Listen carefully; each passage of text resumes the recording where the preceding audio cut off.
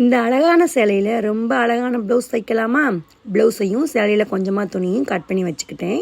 வட்டை கழுத்து வரைஞ்சி வச்சுக்கிட்டேன். எப்பயும் போல் கழுத்தை அடித்து திருப்புற மாதிரி நம்ம அடித்து திருப்பி ஃபினிஷ் பண்ணி வச்சுக்க போகிறோம்.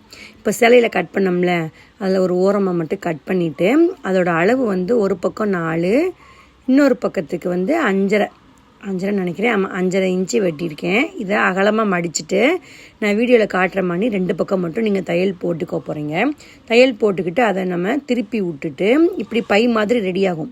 இந்த பிசுறு இருக்குது பார்த்தீங்களா, அந்த பக்கத்தையும் 1/4 இன்ச்சு நல்லா உள்ளே அடக்கி அதையும் அதுக்கு மேலே நம்ம தையல் போட்டு இப்படி ரெடி பண்ணி வச்சுக்க போகிறோம். இப்போது மிச்சமான அந்த சேலை கிளாத்தில் கிராஸ் பீஸ் போட்டு வச்சுக்க போகிறேன். ஏன்னா ப்ளவுஸ்க்கு வந்து கழுத்தை சுற்றி வந்து பைப்பிங் கொடுக்க போகிறேன்.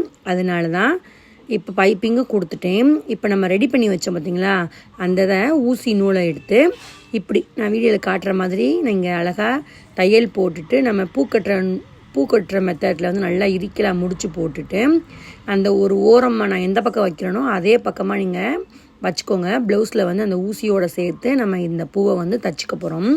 இதுக்கு வந்து ஸ்டோன் கொடுத்தா தான் ரொம்ப நல்லாயிருக்கும். இந்த மாதிரி வெள்ளை கலரில் ஸ்டோன் எடுத்து அதோட சென்டராக வச்சு தச்சுட்டேன். எப்படி இருக்குன்னு பாருங்கள், க்யூட்டாக இருக்குல்ல? இது மாதிரி நீங்களும் தச்சு பாருங்கள். நம்ம சேனலை சப்ஸ்கிரைப் பண்ணாதவங்க சப்ஸ்கிரைப் பண்ணிக்கோங்க, லைக் பண்ணிக்கோங்க.